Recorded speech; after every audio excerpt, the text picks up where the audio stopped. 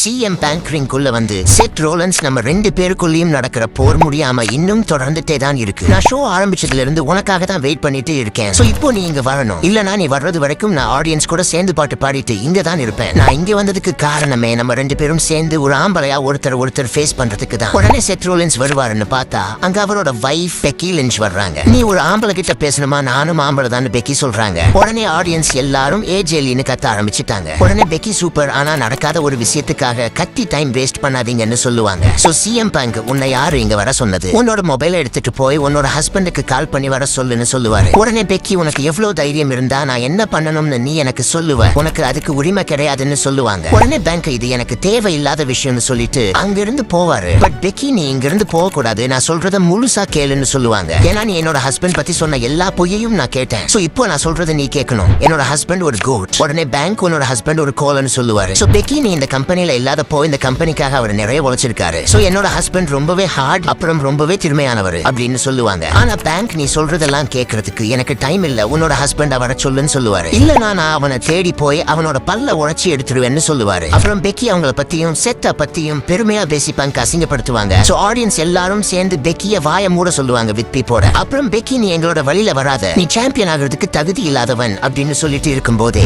Audience AJ லீன்னு கத்த ஆரம்பிச்சிருவாங்க. So Peggy அவ ஒண்ணும் இங்க வேலை செய்யல, நீங்க கத்துறதுனால எந்த பிரயோஜனமும் இல்லன்னு சொல்லுவாங்க. அப்புறம் பேங்க் பேசி முடிச்சிட்டியா, இவங்க எல்லாரும் என்னோட பேரை சொல்றதுதான் உன்னோட பிரச்சனையா? அவங்க என்னோட பேரை சொல்லத்தான் செய்வாங்க. ஏன்னா நான் பெஸ்ட் இன் தி வேர்ல்ட். இதை நான் சொல்லல, மில்லியன்ஸ் ஆஃப் பீப்புள்ஸ் சொல்றாங்க. நான் சாம்பியனா இருக்கிறனோ இல்லையோ அவங்க என்னோட பேரை சொல்லிட்டே தான் இருப்பாங்க. அதை யாராலையும் தடுக்க முடியாதுன்னு சொல்லுவாரு. சோ எனக்கு தேவையானது உன்னோட முட்டாள் ஹஸ்பண்ட் தான். அவன் கொஞ்ச நாள் பால் ஹேமன் பின்னாடி ஒளிஞ்சிட்டு இருந்தான். அப்புறம் பிரான்சன் ரீடு, அப்புறம் பிரான் பிரேக்கர், இப்போ அவரோட பொண்டாட்டி பின்னாடி ஒளிஞ்சிட்டு இருக்கான்னு சொல்லுவாரு. உடனே செத் ரோலன்ஸ் அங்கிருந்து வருவாரு. வந்து நான் இன்னைக்கு ஃபுல்லா நீ என்ன பண்ணிட்டு இருக்கேன்னு தான் பார்த்துட்டு இருந்தேன்னு சொல்லுவாரு. உனக்கு என்கிட்ட ஏதாவது சொல்லணும்னா இங்க வந்து சொல்லுன்னு சொல்லுவாரு. சோ சிஎம் பேங்க் அடிக்க போவாரு. பட் பெக்கி வலிய மறைச்சி பேங்க போட்டு அடின்னு அடிப்பாங்க. அடிச்சு முடிச்சிட்டு உன்னை பார்த்த பரிதாபமா இருக்குன்னு சொல்லுவாங்க. பட் பேங்க் உன்னோட ஹஸ்பண்ட் என்கிட்ட மோதினதுக்கு வருத்தப்பட வைப்பேன், அதே மாதிரி நீயும் இப்போ என் மேல கை வச்சதுக்கு வருத்தப்படுவேன்னு சொல்லியிருப்பாரு. சோ வீடியோ பிடிச்சிருந்தா கமெண்ட்ல சொல்லுங்க. ஸ்கிரீன்ல தெரியற வீடியோ கிளிக் பண்ணி பாருங்க. நான் உங்களை அங்க பாக்குறேன். நன்றி, வணக்கம், பை பாய்.